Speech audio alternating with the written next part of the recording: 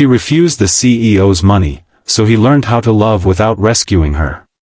The rain was falling so hard that evening it seemed determined to wash the city away.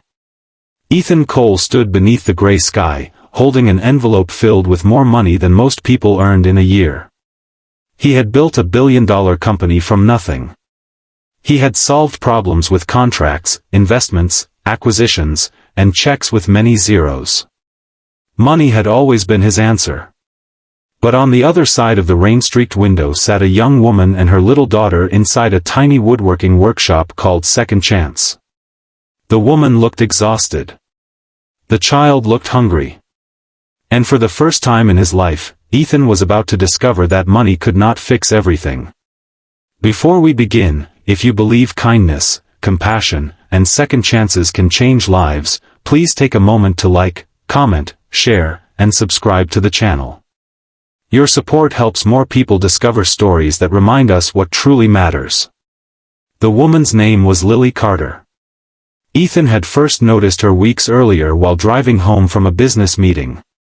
His luxury car had stopped at a red light, and he happened to glance toward a small market across the street.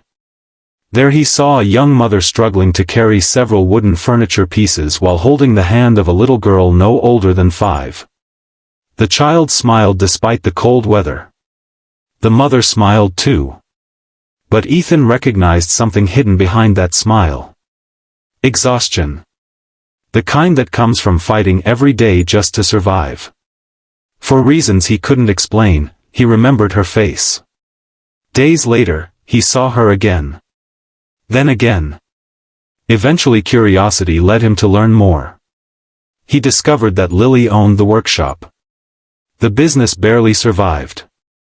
Most months she earned just enough to pay rent and buy food. Her husband had died 3 years earlier in a construction accident. Insurance disputes delayed compensation. Medical debt from his final days consumed nearly everything she had. Many advised her to close the workshop. Others suggested she sell it. But she refused. The workshop wasn't just a business. It was the last dream she and her husband had built together. Every chair, table, and shelf carried memories of the life they once imagined. While Ethan spent his days inside glass skyscrapers discussing profits, Lily spent hers covered in sawdust trying to keep a dream alive. And somehow, he couldn't stop thinking about her. At first, Ethan told himself it was sympathy. Nothing more. Yet each time he drove past the workshop, he found himself slowing down. Watching. Wondering. One evening he finally stepped inside. The smell of fresh wood filled the room. The workshop was small but warm. Handmade furniture lined the walls. Tools hung neatly from wooden boards. In one corner, little Emma sat coloring pictures while her mother worked. Everything looked simple. Yet strangely beautiful. Lily greeted Ethan politely. She didn't know who he was. Most people recognized him immediately. Newspapers regularly featured his face. Business magazines called him a visionary.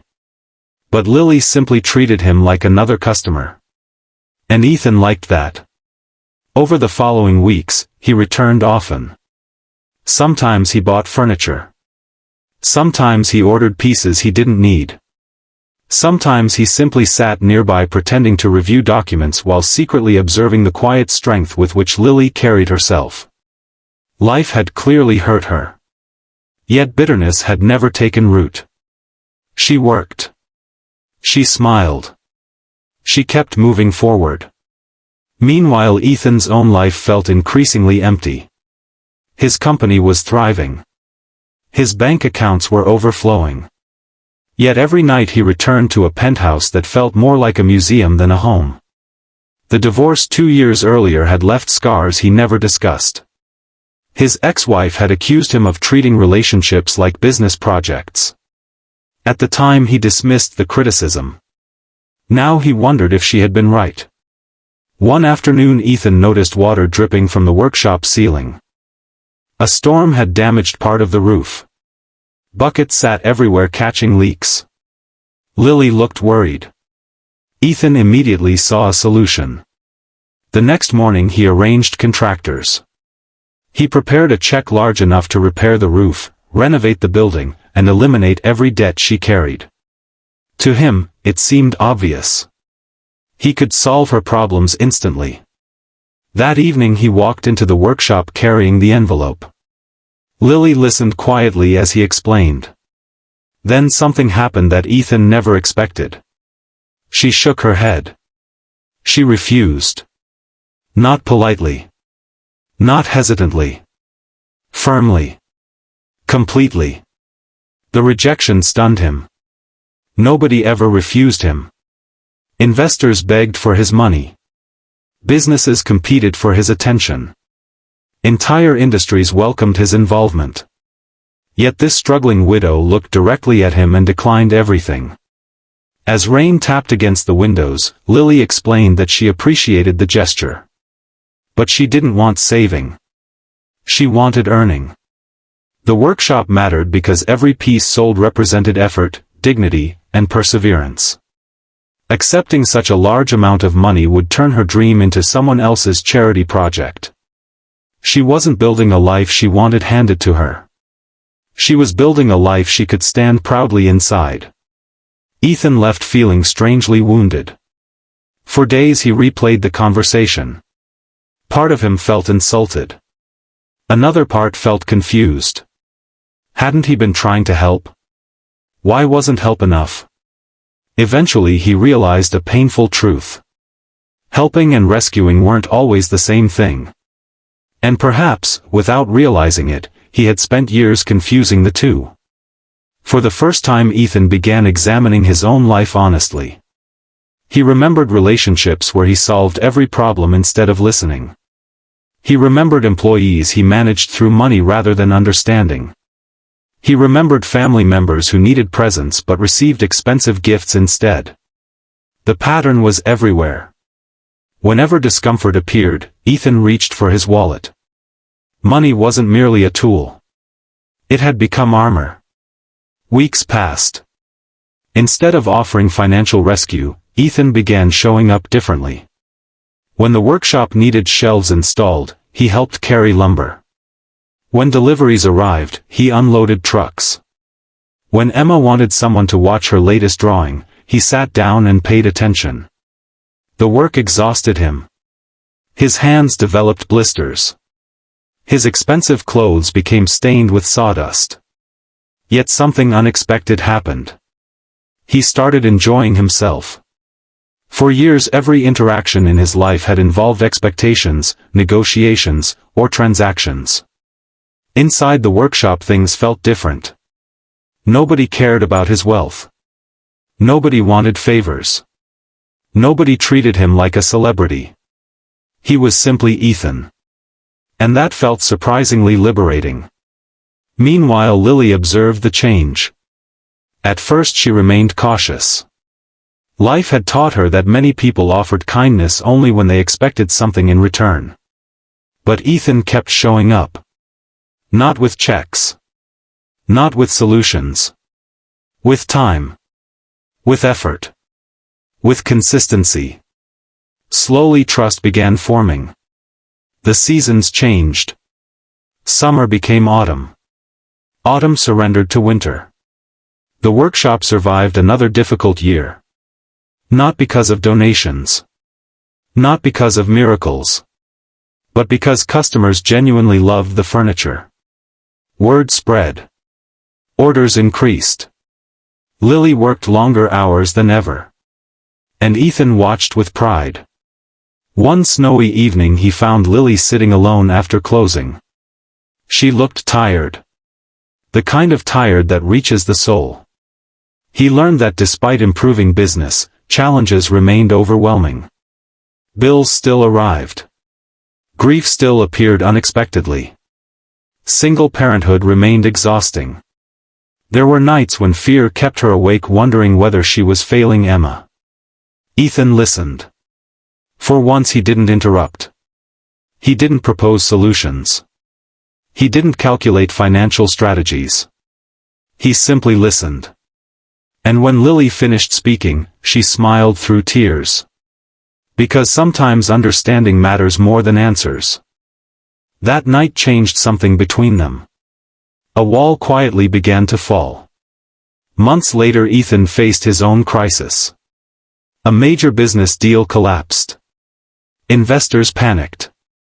News outlets questioned his leadership. Stock prices dropped. For years Ethan had defined himself through success. Now failure stared him directly in the face. The pressure became unbearable. One evening he arrived at the workshop looking defeated. Lily noticed immediately. Without asking for explanations, she handed him a cup of coffee and sat beside him.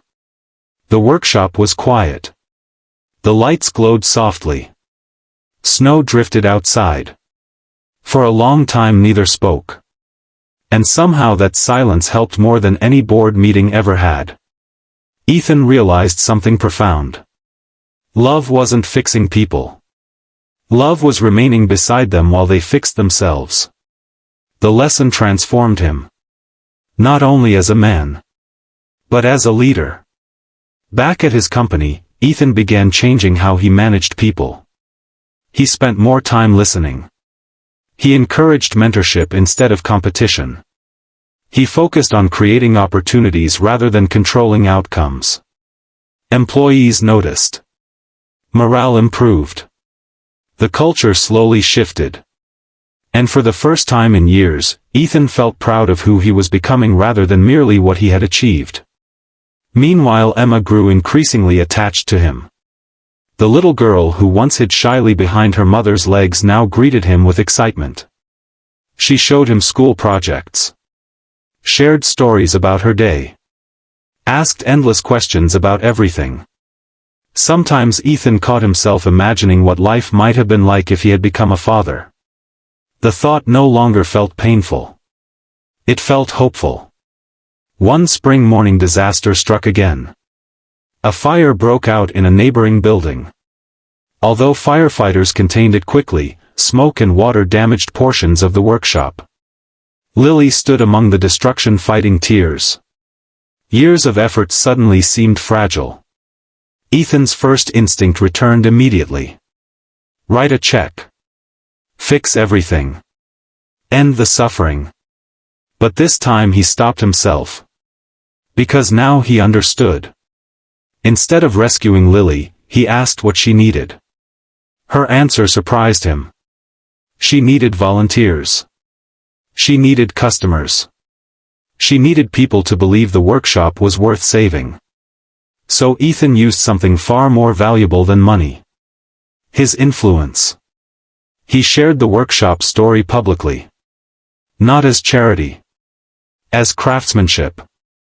As resilience. As a small business deserving recognition.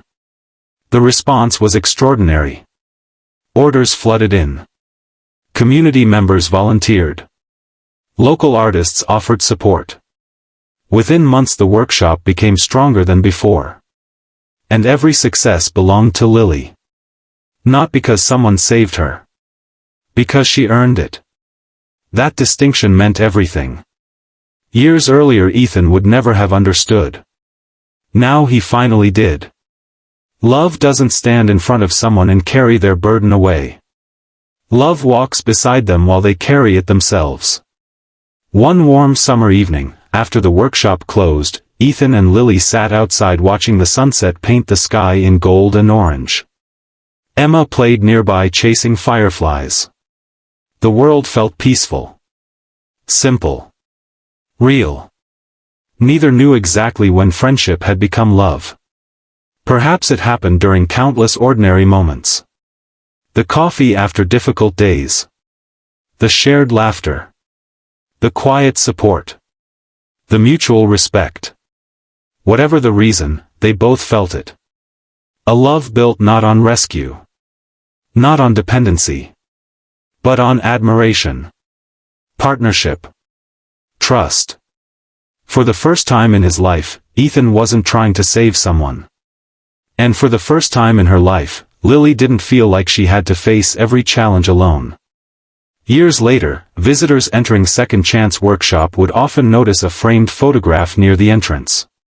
The image showed 3 smiling faces covered in sawdust. A successful businessman. A determined mother. And a little girl holding a wooden heart she had carved herself. Customers often assumed the story behind the photograph involved wealth changing someone's life.